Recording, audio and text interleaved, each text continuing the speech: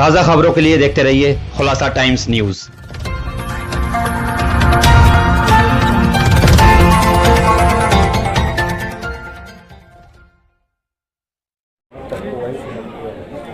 पप्पू भाई सीलमपुर वाले, मोहम्मद भाई,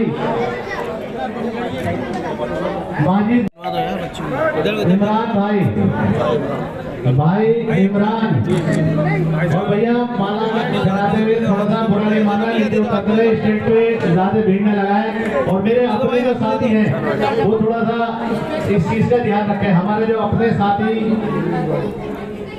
मेरे जो अपने साथी हैं, इमरान भाई आ गए, इद्रीस भाई भैया थोड़ा सा बच्चे का स्वागत करते हुए, हाँ इद्रीस भाई, नफीस भाई, हमारे नफीस भाई आए और बच्चे को दुआओं से नवाजें। आओ नफीस भाई आगे आओ ना भाई, थोड़ा थोड़ा साइड हो जाओ, आने दो यार, स्वागत वालों का आने दो मेहरबानी। एक रेला है सभा के साथ, मोहम्मद अशफाक भाई, मोहम्मद अशफाक भाई, मोहम्मद अशफाक साहब जो मेरे बड़े भाई हैं, बुजुर्ग मोहम्मद अशफाक भाई। अच्छा माकूल भाई, माकूल भाई, बिट्टू भाई, जैसे और मुझे बताते रहना, मैं करता रहूंगा, जो नाम लिखवाए हैं मैं उसी हिसाब से कर रहा हूँ। मोहम्मद रिजवान, जावेद भाई, जावेद भाई, गयास भाई, भाई गयास साहब, गयास गाजी, भाई राशिद, राशिद मलिक साहब मेरे छोटे भाई मंच पे आए, भाई अतीक साहब, और बताओ भाई, इमरान भाई, आरिफ भाई, भाई दुआओं से नवाजे बच्चे को, अल्लाह ताला कामयाबी अता फरमाए आप लोगों की दुआओं से और साथ से। और भाई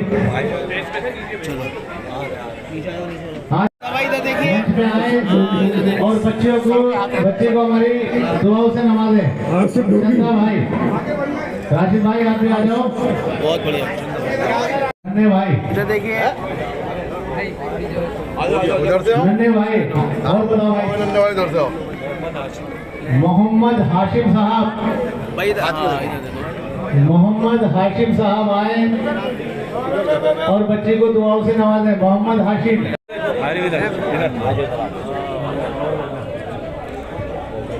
मोहम्मद नौशाद साहब दुआओं से नवाजें। यहाँ पर आए सभी हाज़रीन को मेरा आदाब। आप लोग जितने भी अभी बातें सुन चुके हैं, मेरे बड़े भाई ने भी जितनी भी बातें कही हैं, आपको विकास के लिए, हर चीज के लिए समझाया है। आप यकीन जानिएगा, ये खोखले प्रचार करने हम लोग नहीं आए हैं।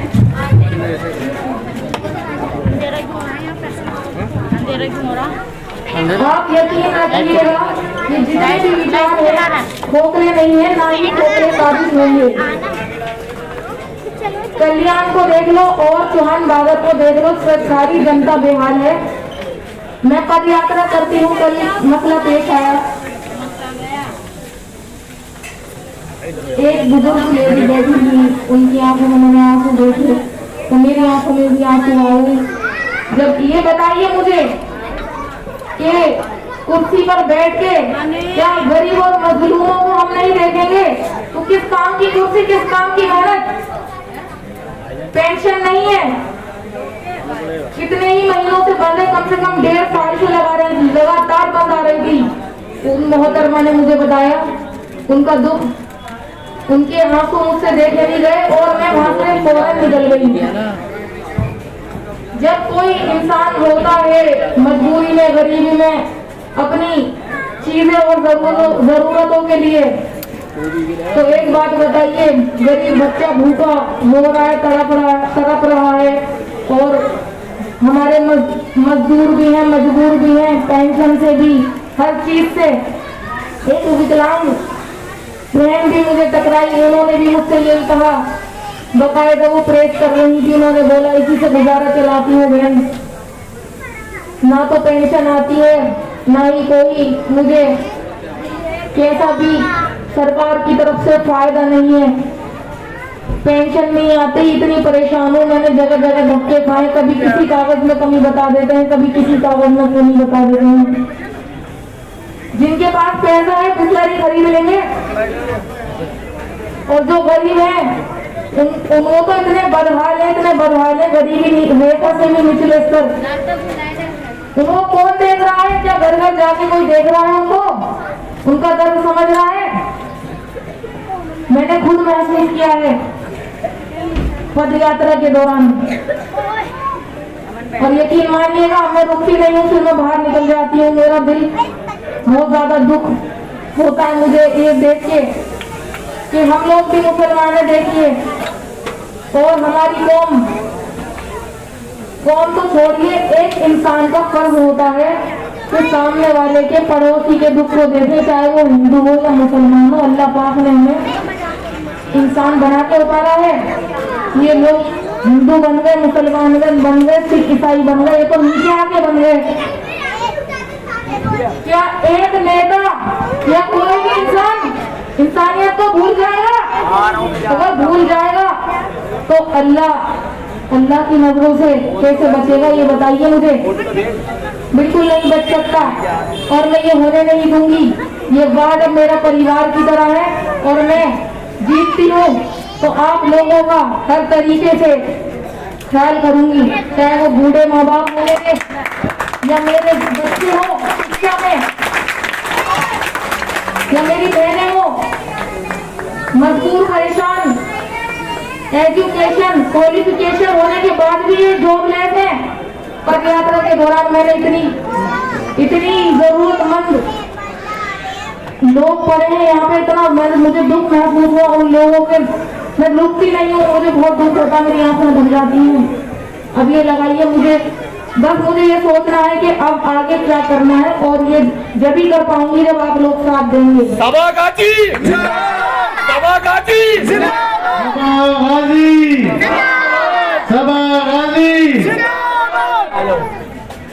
आप सभी का साथ होगा तो जब मैं कुछ कर पाऊंगी। अपनी सुहान बागर जितना भी मेरा वार्ड है, संसद 227 जितने भी मेरे अंतर में आता है, हर जरूरत पूरी होगी आप लोगों की। वो लाइट से हो, गलियों में परेशानी है, टूटी फूटी गली है उनसे हो, पानी से हो, बिजली से हो, पार्कों में झूले हैं, वो पार्क की हालतें खराब है यहाँ पे। मुस्तकिल जितने भी स्कूल हैं उनमें से शिकायतें में सुनने को मिल रही है मुझे स्कूलों की, और जितनी भी हमारी मस्जिदें हैं उनमें भी काम करवाएंगे। उनमें भी अच्छे ढंग से जो आप लोग जिम्मेदार हाजिरीन होंगे उन्हें बुलाया जाएगा, उनसे पूछा जाएगा। जितनी भी आप लोगों की परेशानी है, समस्याएं हैं, मैं सारी अपने कंधों पर उठाऊंगी।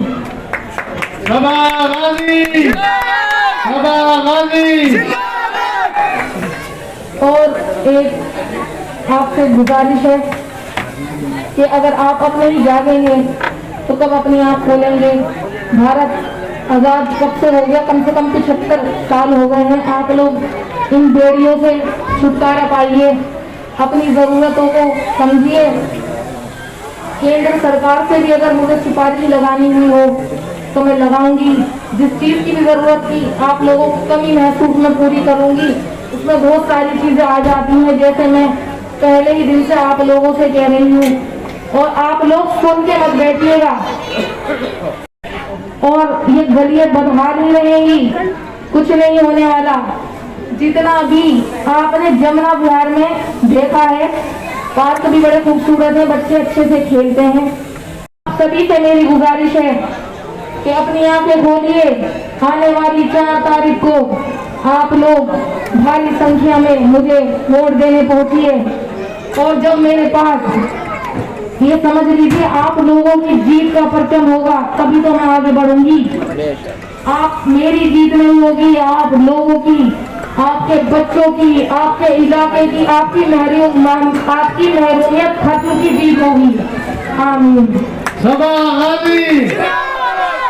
देखिए, ये जो लड्डुओं से तोला गया है, लड्डुओं से तोलना एक सूचक है, मोहब्बत का, मान सम्मान का प्रतीक है। और यहाँ पर जो चुनाव है वो सीधा सीधा आम आदमी पार्टी और भाजपा के बीच में चुनाव है। कांग्रेस का कोई लेना देना नहीं है, वो निराधार है, यहाँ पर कोई उनका आधार नहीं है। जनता समझती है केंद्र में वो नहीं है, नगर निगम में वो नहीं है, विधानसभा में वो नहीं है, वो कहीं नहीं है।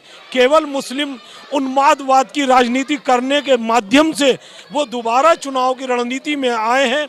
वो चाहते हैं कि कोई इस तरह के मुस्लिम उन्मादवाद ऐसा कोई छिड़े जिससे वो सत्ता हथिया लें। 21 साल उनके पिताश्री की, 1 साल उनकी, 22 साल हो गए और वो कहते हैं चौहान बागड़ को चमकाया था और चमकाएंगे। ना जाने कहाँ चमकाया था, कैसा चमकाया था और कैसा चमकाएंगे, ये आप सबके सामने है। साक्षात को कोई प्रमाण देने की आवश्यकता नहीं है। यहाँ केवल और केवल सबा गाजी और आम आदमी पार्टी के बीच में फाइट है, कोई दूसरा व्यक्ति हमारे बीच में नहीं है। जी, मेरा नाम सिकंदर खान है और भारतीय जनता पार्टी का छोटा सा कार्यकर्ता हूँ। लिहाजा चौहान बागड़ की जनता के लिए मैं एक संदेश देना चाहता हूँ कि मेरी अपील है चौहान बागड़ के लोगों से, अपनी माताओं बहनों से, कि इतना मजबूत कैंडिडेट आपको दोबारा नहीं मिलेगा जीवन में। इतना मजबूत कैंडिडेट आपको दोबारा नहीं मिलेगा। पढ़ी लिखी लड़की है, एडवोकेट है और जिस खानदान से जुड़ी हैं उसकी जड़ बहुत मजबूत है। इनकी आवाज़ में बहुत जान है। इनके काम को सुना जाएगा, नहीं सुना जाएगा तो कराया भी जाएगा। मेरी जनता से अपील है चौहान बागड़ की कि सुबह 4 तारीख को, 4 दिसंबर को सबसे पहले वोट डालने का काम करें और अपने साथ अकेले न जाएं, साथ में 4-5 आदमी लेके भी जाएं वोट डालने के लिए। तो लिहाजा मेरी अपील है चौहान बागड़ के लिए, अपनी बहन सभा प्रत्याशी के लिए, कि भारी मतों से जिताया जाए। और मुझे खुदा से उम्मीद है कि हम बहुत भारी मतों से जीतेंगे और कामयाब। मैं मोहम्मद रुस्तम, चौहान बागड़ मंडल अध्यक्ष, आपके चैनल से ये कहना चाहूँगा कि ये सभा जो यहाँ चल रही है, ये सबा गाजी के भारतीय जनता पार्टी ने विश्वास दिलाकर यहाँ सबा गाजी को टिकट दिया है। और जो हम भरोसा अपने नेताओं को और भारतीय जनता पार्टी को दिला के आए थे, उस भरोसे पे हम पूरे उतर रहे हैं। वो लोग भी देख रहे हैं कि हमारे साथ दिन ब दिन लोगों का एक सैलाब जुड़ता चला जा रहा है और अच्छा रिस्पॉन्स मिल रहा है। इसमें कोई वो नहीं है कि सारे कार्यकर्ता, हमारे पूरी टीम खड़ी है। हमारे दिल्ली प्रदेश प्रवक्ता आमिर राजा, रियाजुद्दीन भारती जो अल्पसंख्यक मोर्चे के प्रभारी हैं यहाँ के, हमारे ज़िला अध्यक्ष जावेद खान साहब, सारे हमारी पूरी टीम जी जान से लगी हुई है और हमें भरोसा आपके जनता का कि आपके रिकॉर्ड यहाँ टूटेगा। अच्छा, जब से भारतीय जनता पार्टी के अंदर सबा गाजी जी ने एंट्री की है तो चौहान बागड़ के अंदर एक अजबी माहौल देखने के लिए मिल रहा है। क्या कहेंगे सबा गाजी को लेकर, भारतीय जनता पार्टी की को लेकर? देखो, ऐसा है, अब तक जो कैंडिडेट आए, मैं किसी पे उंगली नहीं उठा रहा, वो कहीं ना कहीं कमज़ोर थे। आज जो सबा गाजी यहाँ से भारतीय जनता पार्टी ने एक कैंडिडेट बना के भेजा है, वो एक हीरे की तरह है। हर तरीके से जो चुनाव में एक जान पहचान चेहरा होना चाहिए, उनके परिवार का, उनका वो चेहरा है।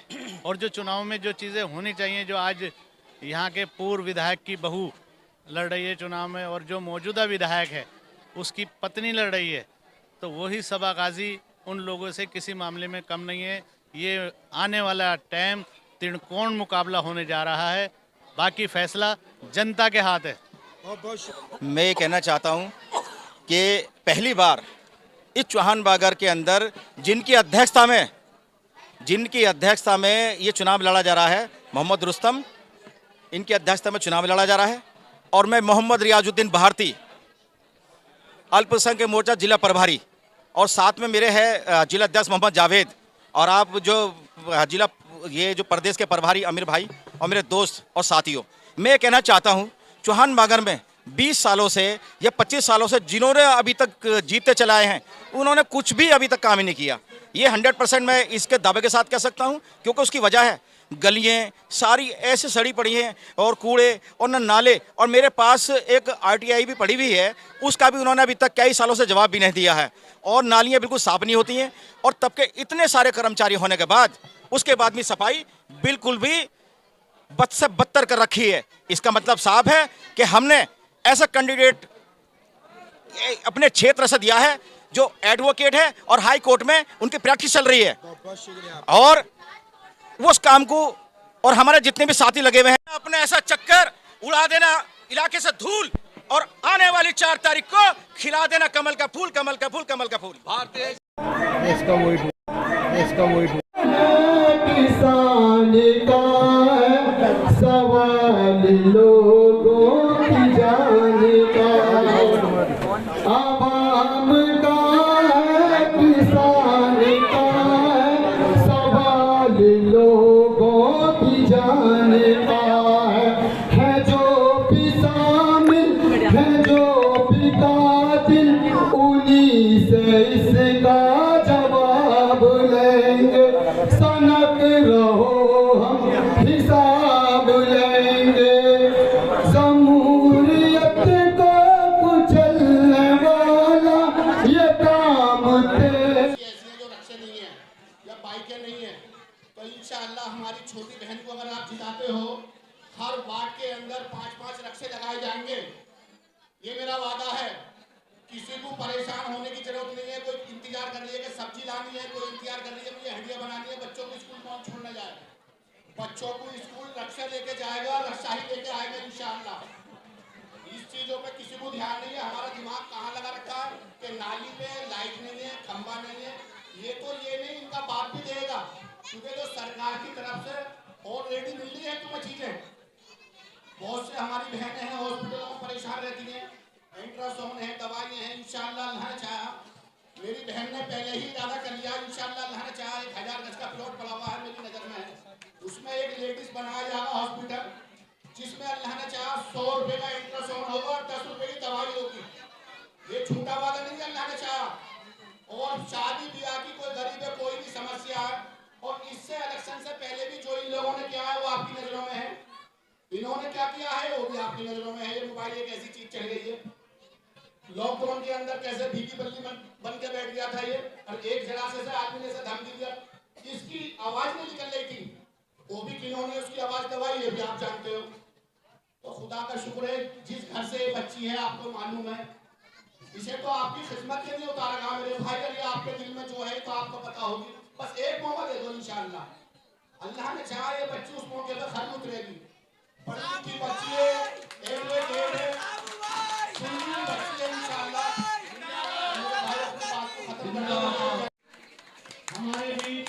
हमारे राजा भाई जो भारतीय जनता पार्टी के हमारे सिपाही हैं और दिल्ली प्रदेश के प्रवक्ता हैं, राजा भाई